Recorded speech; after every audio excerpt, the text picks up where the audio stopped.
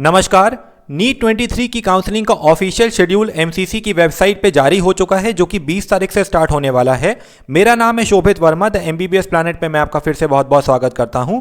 इस वीडियो में हम समझेंगे काउंसलिंग शेड्यूल की महत्ताओं के बारे में। तो मेरी रिक्वेस्ट है कि पूरी इन्फॉर्मेशन के लिए प्लीज़ वीडियो को पूरा देखिएगा।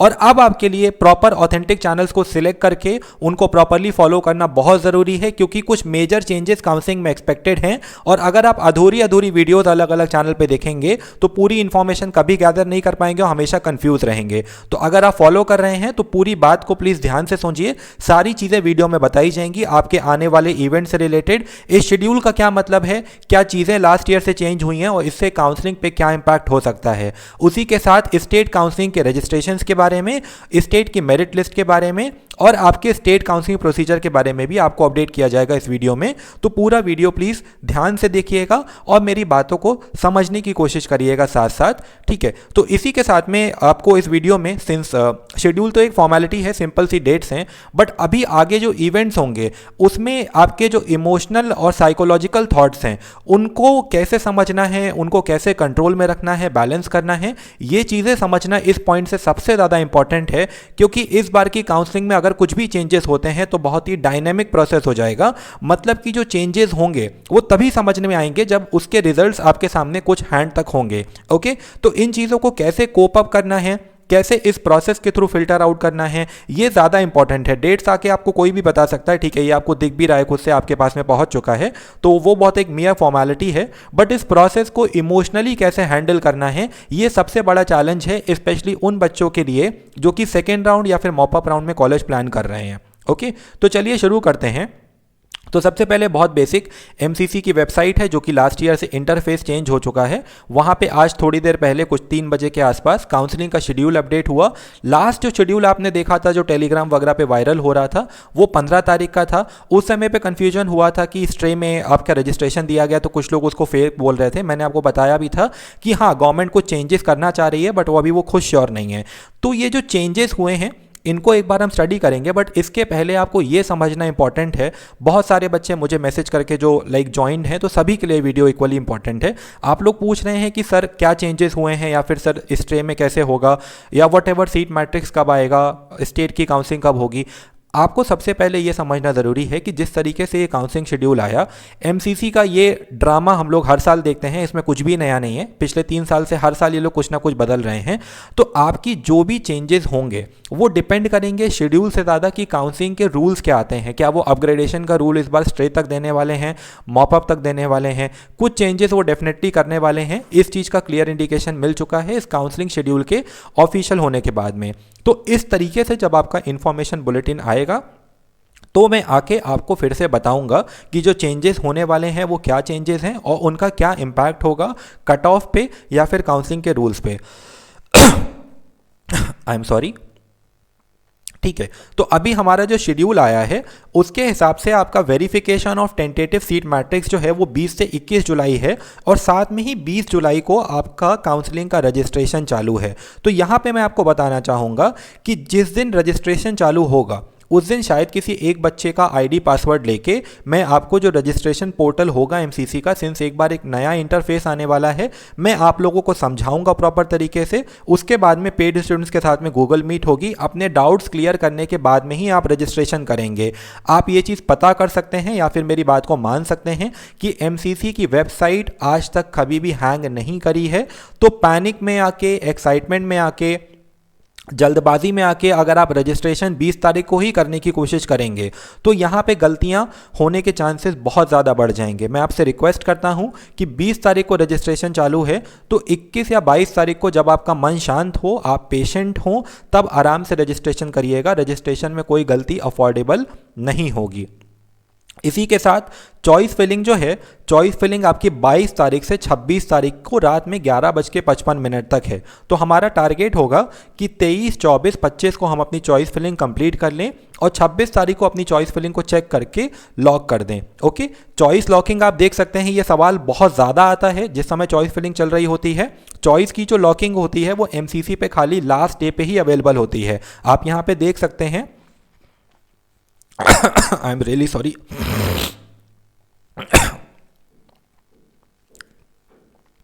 चलो ओके। हाँ, मैं आपसे कहना चाहता हूँ कि चॉइस की जो लॉकिंग होती है वो एमसीसी के पोर्टल पे जो चॉइस फिलिंग की लास्ट डेट होती है उसी समय तक अवेलेबल होती है। आपके 26 तारीख को यहाँ पे क्लियरली लिखा हुआ है। शेड्यूल को समझना बहुत ही ज़्यादा इंपॉर्टेंट है, तो महीनता से इसको समझिएगा। उसके बाद में अगला इवेंट है आपका रिजल्ट, जो कि 29 जुलाई 2023 तक मोस्ट प्रोबेबली शाम के 7-8 बजे के आसपास ही, आज तक जब भी पिछले 3 सालों की बात करें तो शाम को 6-7-8 बजे के आसपास ही रिजल्ट आया है। तो 29 तारीख को आपका रिजल्ट आएगा। ये चीज़ें एक आध दिन ऊपर नीचे भी हो जाती, तो 29 की जगह 30 को भी आ सकता है। ये चीज़ें थोड़ी बहुत ऊपर नीचे होती रहती हैं। उसके बाद इस बार एक नया इवेंट ऐड हुआ है, uploading of documents bye candidate on MCC portal, और वो खाली एक दिन का टाइम है 23 जुलाई का, जिसके अगले दिन रिपोर्टिंग और ज्वाइनिंग है 31 से 4 और वेरिफिकेशन ऑफ ज्वाइन कैंडिडेट से 5 से 6 तारीख को। तो यहाँ पे जो नया इवेंट ऐड हुआ है इसका मतलब इंटरप्रेट करने की कोशिश करते हैं। अभी तक क्या होता था कि आप जब कॉलेज जाते थे, आपको कॉलेज में जाने पे अपने डॉक्यूमेंट्स वगैरह वेरीफाई कराने होते थे अगर आपको एडमिशन लेना होता था। इस बार इन्होंने रिपोर्टिंग का जो टाइम है वो 1 से 2 दिन कम किया है, 31 से 4, यानी कि 31, 1, 2, 3, 4, 5 दिन का टाइम दिया है। अभी तक जो लास्ट ईयर तक होता था रिपोर्टिंग का टाइम वो 7 से 8 दिन का मिलता था। तो प्रोबेबली डॉक्यूमेंट वेरिफिकेशन कॉलेज में जाके आप करवाएंगे, उसमें जो समय वेस्ट होगा, तो काउंसलिंग का टाइम बचाने के लिए, जिससे कि आपका इस बार का जो बैच है वो जल्दी कमेंस हो पाए, उन्होंने अपलोडिंग का दिया है। फिजिकल रिपोर्टिंग होगी, ऑनलाइन रिपोर्टिंग का प्रोविजन मेरे हिसाब से नहीं होगा, क्योंकि इन्होंने रिपोर्टिंग और ज्वाइनिंग का 5 दिन का टाइम दिया हुआ है। तो आप रिजल्ट के अगले दिन उस पर्टिकुलर कॉलेज की वेबसाइट पे जाके आप अपने डॉक्यूमेंट्स शायद अपलोड कर पाएंगे, जो डॉक्यूमेंट्स कॉलेज मांगेगा, और उसके बाद में जो रिपोर्टिंग ज्वाइनिंग होगी उसके लिए आप फिजिकली जा भी सकते हैं, नहीं भी जा सकते हैं, फ्री एग्जिट आपको मिल जाएगा अकॉर्डिंगली। उसके बाद में एमसीसी डाटा अगले दिन पब्लिश करेगा, यानी कि 4 तारीख को जब रिपोर्टिंग और ज्वाइनिंग खत्म हो जाएगी, एमसीसी डेटा पब्लिश करेगा ज्वाइन कैंडिडेट्स का। अगले राउंड की जो काउंसलिंग है वो आपकी शुरू होगी। यहाँ पे लिखा हुआ है कि रजिस्ट्रेशन जो है 9 से 14 तारीख तक दिया हुआ है और चॉइस फिलिंग जो है वो 10 से दिया हुआ है। तो यहाँ पे अगर हम बात करते हैं कि प्रैक्टिकली हमें कितना टाइम मिलेगा आपके एक राउंड से दूसरे राउंड के बीच में, तो 29 जुलाई को आपका AIQ राउंड 1 का रिजल्ट आएगा, और उसी के साथ में आपकी चॉइस फिलिंग जो होगी वो 10 अगस्त या फिर 11 अगस्त से चालू होगी। तो यानी कि हमें मोटा मोटा 11 दिन का टाइम मिलेगा अपने ऑल इंडिया राउंड 2 की प्लान करने के लिए। स्टेट काउंसलिंग के नोटिफिकेशंस अभी नहीं आए हैं, बट इसी के साथ में मैं आपको बताना चाहूँगा कि कॉमन काउंसलिंग जैसा तो नहीं लग रहा है, बट हाँ पैरेलल काउंसलिंग जो कि 2021 के पहले राउंड में हुआ था, यानी कि ऑल इंडिया का राउंड 1 और स्टेट कोटा का राउंड 1 जो है शायद पैरेलल चल सकते हैं, या फिर उनके बीच में बहुत ही कम डिफरेंस होने वाला है। ये चीज़ यहाँ पे विजिबल हो रही है कि सेकेंड राउंड की रिपोर्टिंग के और फर्स्ट राउंड की रिपोर्टिंग और सेकेंड राउंड का जो रजिस्ट्रेशन है उसके बीच में खाली एमसीसी ने यहाँ पे 5 दिन का गैप दिया है। अब ये चीज़ें कब समझ में आएंगी, ये थोड़ा सा समझने की कोशिश करिए। एमसीसी और जितने भी स्टेट की काउंसलिंग बॉडीज़ होती हैं उनके बीच में कोऑर्डिनेट करने का काम, उनको इंस्ट्रक्शन देने का काम, इसके लिए रोल में आता है एनएमसी। तो एक शेड्यूल अभी एनएमसी का भी जारी होगा जो कि हमें ये बताएगा कि इस बार की जो काउंसलिंग प्रोसेस है वो पैरेलल होने वाली है या ऑल्टरनेटिव होने वाली है। यानी कि अभी तक मैंने आपको बताया है काउंसलिंग प्रोसेस वगैरह की वीडियोस में कि ऑल इंडिया का राउंड 1 खत्म हो जाएगा, उसके बाद में स्टेट कोटा का राउंड 1 आपका होगा, और आपको ज्वाइनिंग में दोनों के बीच में डिसाइड करने का मौका नहीं मिलेगा। तो इस बार फिर से शायद ये एक फ्रेश एक्सपेरिमेंट कर रहे हैं, बट वो जब ऑफिशियल डेट्स और इन्फॉर्मेशन बुलेटिन आपका जारी हो जाएगा तभी समझ में आएगा कि प्रॉपर चेंजेस क्या हैं, उनका इम्पैक्ट क्या होगा। प्लीज़ ये चीज़ समझने की कोशिश करिए। आप लोग मुझसे पूछते हैं, कहीं ना कहीं मेरी रिस्पेक्ट करते हैं, मेरी बात को तवज्जो देते हैं, इसीलिए आप लोग पूछते हैं, बट यहाँ पे हमारी भी लिमिटेशन है। ये चेंजेस जो हैं जितने आपको दिख रहे हैं उतने ही मुझे भी दिख रहे हैं, और ऐसा नहीं है कि मुझे कुछ एक्स्ट्रा पता होगा तो मैं आपको आके नहीं बताऊंगा। जो भी चीज़ मुझे पता चलेगी वो ऑफिशियल हैंडल पे अपडेट होगी। अननेसेसरी वीडियोस इस समय एकदम नहीं जा रहे हैं। आप लोगों को भी दिख रहा है कि कहीं ना कहीं मैं बैकएंड पे बिजी हूँ इसी काम में कहीं ना कहीं, तो इस वजह से अननेसेसरी वीडियोस नहीं जा रहे हैं, लाइव सेशंस भी कंडक्ट नहीं हो रहे हैं। बट कोई भी आपकी जो इंपॉर्टेंट अपडेट होगी वो आपको मिलेगी। अगर स्टेट रजिस्ट्रेशंस की बात करें तो काफ़ी सारे स्टेट्स का रजिस्ट्रेशन स्टार्ट हो चुका है। कल पंजाब का रजिस्ट्रेशन आया, मोस्ट प्रोबेबली कुछ दिनों में बाकी स्टेट के रजिस्ट्रेशंस भी आ जाएंगे। बट रूल्स पे डिपेंड करेगा कि इम्पैक्ट क्या होता है शेड्यूल से ज़्यादा। ओके क्योंकि रूल्स डिसाइड करेंगे कि आपको अपग्रेडेशन अलाउड है या नहीं, जंपिंग अलाउड है या नहीं, डबल सीट होल्डिंग अलाउड है या नहीं, बट हमें इस चीज़ों के लिए वेट करना होगा। तो अगला जो आपका राउंड है वो आपका 29 तारीख को ख़त्म हो जाएगा रिपोर्टिंग।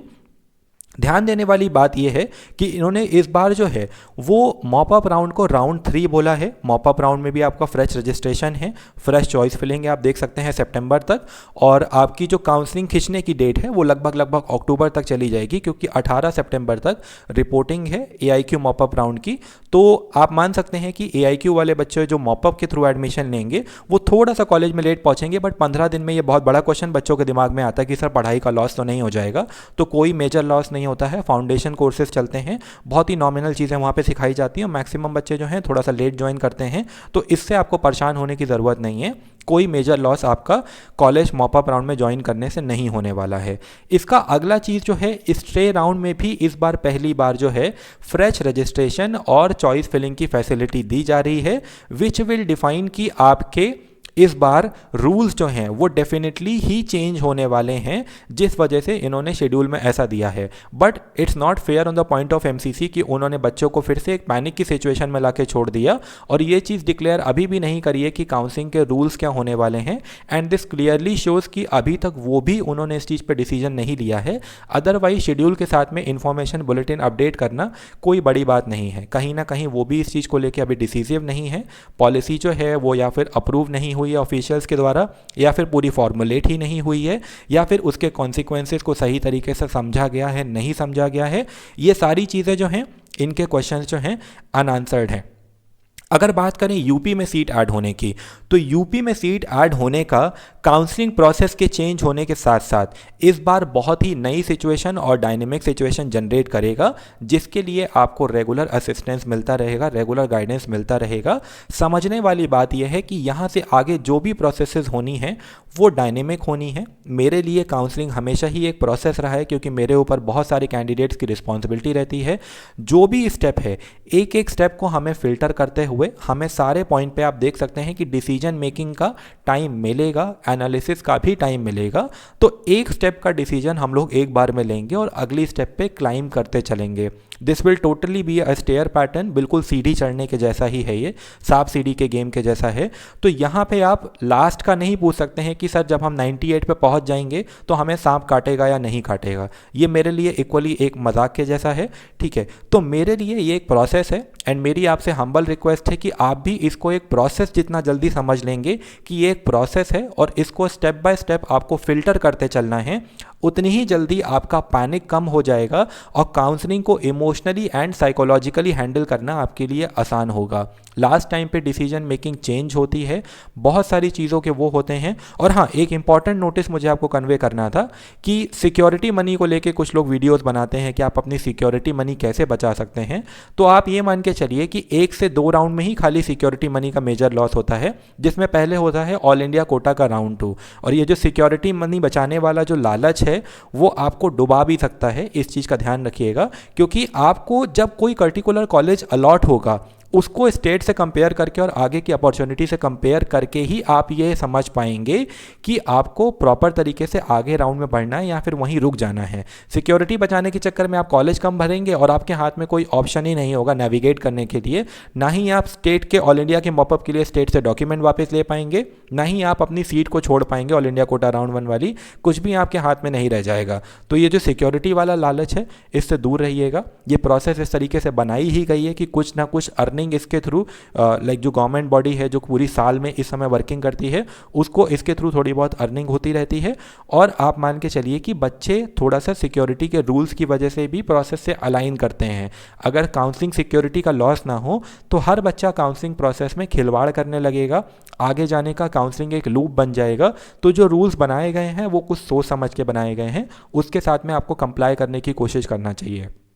अगर जो बच्चे अपर रैंक पे हैं जिनको फेयरली अलॉटमेंट मिल रहा है वो अलॉटमेंट ही नहीं लेंगे तो उस पर्टिकुलर राउंड में कट ऑफ्स बहुत ड्रॉप हो जाएंगे और प्रोबेबली लोअर रैंक के बच्चे जिनको एक्सपेक्टेड से बेटर कॉलेज मिल जाएगा they will and up joining, और उसके बाद में स्टेट कोटा के जो कट ऑफ होंगे वो शायद कम हो जाएंगे। तो प्रोसेस का कुछ ना कुछ इम्पैक्ट होगा। सो फेयर अलॉटमेंट्स लीजिए, इस तरीके की चीज़ों में मत पड़िए कि पैसे कैसे बचाए जा सकते हैं। आपका करियर, आपकी चॉइसेस, यहाँ पे कुछ 10-15 हज़ार रुपये का जो लॉस होगा उससे ज़्यादा इंपॉर्टेंट है। अगर डीम की बात करें तो 2 लाख रुपए सिक्योरिटी मनी होती है, डेफिनेटली ज़्यादा होती है, बहुत केयरफुल रहना पड़ता है, बट गवर्नमेंट में इतनी ज़्यादा सिक्योरिटी मनी नहीं है कि किसी के लिए भी अफोर्डेबल ना हो। तो ये थी अपडेट्स। अगली अपडेट जैसे ही आएंगी आपको आके अपडेट करेंगे। तब तक आपसे रिक्वेस्ट है कि अपने मन से कुछ एक्स्ट्रा प्रोजेक्ट करके मत सोचें कि ऐसा होगा तो ऐसा हो जाएगा। तो वो पहले ही जो दूसरा आपका अजम्पशन है वो पहले के अजम्पशन पे बिल्ड है। तो यहाँ से जो भी चीज़ें हैं कोशिश करिए कि आपके दिमाग में या फिर आपके जहन में जो भी चीज़ें जाएं वो बहुत ही ऑथेंटिक और एलिजिबल चीज़ें जाएं जो कि आगे होने वाली हैं। अजम्पशंस अगर अपने सबकॉन्शियस में आप लेके जाएंगे तो वो कहीं ना कहीं आपके आगे आने वाले डिसीजंस को, सोचने के तरीके को, क्लैरिटी को हिंडर करेंगे। तो प्लीज़ इस चीज़ को समझने की कोशिश करिएगा कि जो ऑथेंटिक और जेन्युइन न्यूज़ आती है, इवेंट्स होते हैं, उस पर एक लॉजिकल क्लीन अप लेके आगे बढ़ना है आपको। अजम्पशंस पे आगे नहीं बढ़ना है, उससे प्रोसेस में आपको कहीं ना कहीं हार्म होने के चांसेस रहेंगे। तो इसी के साथ में मैं अपनी वाणी को इस वीडियो में विराम देना चाहूँगा। काउंसलिंग अगर आप ज्वाइन करना चाहते हैं तो आप कांटेक्ट कर सकते हैं। और इसी के साथ में शेड्यूल को लेके कोई ये बहुत अभी इससे क्लैरिटी नहीं है। जैसे ही इन्फॉर्मेशन बुलेटिन आएगा I will get back to you again and explain you about the counselling process. UP का अगेन हाँ मुझे बताना था कि यूपी के अगर कॉलेजेस ऐड हो जाते हैं तो बहुत ही मेजर चेंजेस होने के एक्सपेक्टेशन रहेंगे। तो we will have to wait for it कि वो कब तक अपडेट होते हैं, क्या अपडेट होते हैं। और सीट मैट्रिक्स यहाँ पे सबसे बड़ी प्रॉब्लम क्रिएट करता है, क्योंकि जो सीट मैट्रिक्स है वो आपका चॉइस फिलिंग से एक दिन पहले आएगा। तो हमें जो नए कॉलेजेस ऐड हो रहे हैं उनके कन्फर्मेशन के लिए वेट करना होगा। So thank you so much for watching the complete video. मिलते हैं आपसे अगले लाइव सेशन में। एक आध दिन में, आज या कल मैं लाइव सेशन किसी टाइम पे लेने की कोशिश करूँगा and I will explain you about what ever जो भी आपके डाउट्स होंगे उसको हम लोग फिल्टर करने की कोशिश करेंगे। Thank you so much for watching the video. I hope कि इस बार की काउंसलिंग सभी के लिए बेनिफिशियल हो, कॉलेजेस जो भी ऐड होने हैं वो टाइम से ऐड हो जाएं एंड इसी के साथ में आपका कोई लॉस ना हो काउंसलिंग में। Thank you so much.